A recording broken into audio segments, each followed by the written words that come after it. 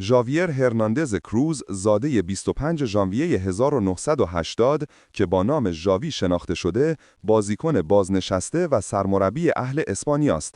ژاوی هرناندز یکی از بزرگترین هافبک‌های تاریخ فوتبال جهان است.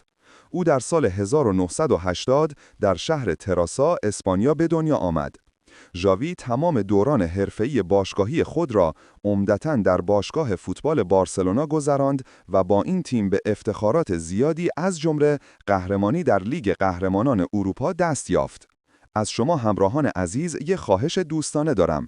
برای تولید و جمع‌آوری این برنامه زحمت زیادی کشیده شده و من به نمایندگی از طرف تیم از شما خواهش می‌کنم برای اینکه خستگی این کار از تن ما در بره، حداقل این ویدئو رو لایک کنید و نظر خودتون رو حتی در حد یه ایموجی برای ما کامنت کنین. این کار شما قطعاً برای ما خیلی خیلی ارزشمنده. سبک بازی او بر پایه پاسکاری دقیق، کنترل بازی و دید بی‌نظیر تاکتیکی بنا شده است. ژاوی همچنین یکی از ارکان اصلی تیم ملی اسپانیا در دوران طلایی این تیم بود که منجر به قهرمانی در یورو 2008، جام جهانی 2010 و یورو 2012 شد. پس از بازنشستگی وارد دنیای مربیگری شد و هدایت تیم‌هایی چون السد قطر و بارسلونا را بر عهده گرفت. او نماد فوتبال مالکانه و تکنیکی به سبک تیکی تاکا است. ژاوی از سن 11 سالگی فوتبال را شروع کرد و به عضویت در لاماسیا درآمد.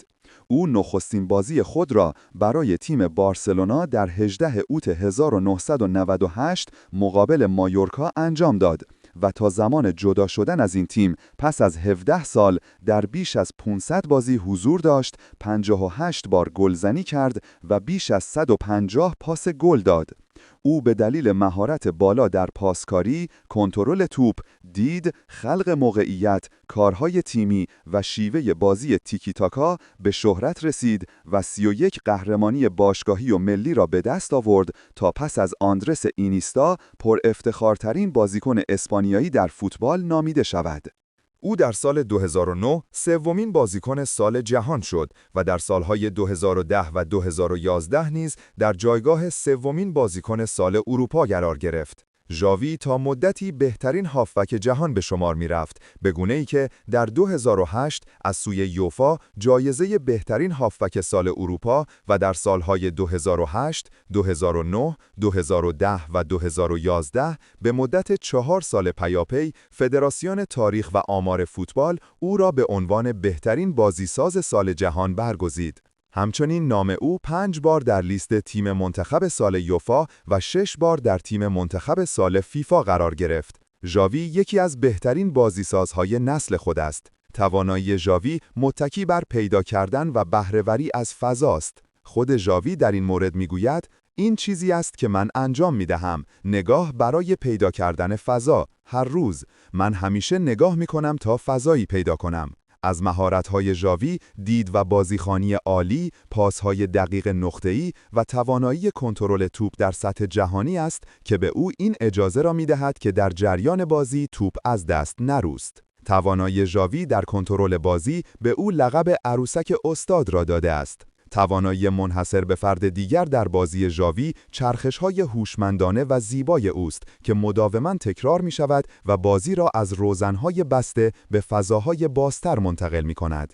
همچنین او در کنار آندرس اینیاستا در میانه زمین صاحب سبک تیکی تاکا بودند، پاس‌های کوتاهی که بین این دو رد و بدل می‌شد، حریف را دیوانه می‌کردند و سر الکس فرگوسن می‌گفت: ما زمانی که با بارسلونا بازی داشتیم، مشکل ما مسی نبود، مشکل ما ژاوی و اینیاستا بودند که یک روز کامل می توانستند توپ را پیش خود نگه دارند.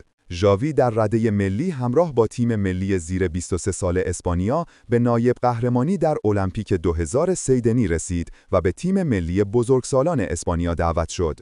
او پس از آن 133 بار برای اسپانیا به میدان رفت و تأثیر زیادی در موفقیت‌های بزرگ تیم ملی کشورش، قهرمانی در جام جهانی 2010 آفریقای جنوبی و قهرمانی جام ملت‌های اروپای 2008 و 2012 داشت. 92% پاس‌های او در جام جهانی 2010 درست بود و در لیست بازیکنان منتخب جام جهانی جای گرفت. ژاوی همچنین با درخشش خود بهترین بازیکن یوروی 2008 و تنها بازیکنی شد که در فینال 2 جام ملت‌های اروپا 2008 و 2012 2 بار پاس گل داده است.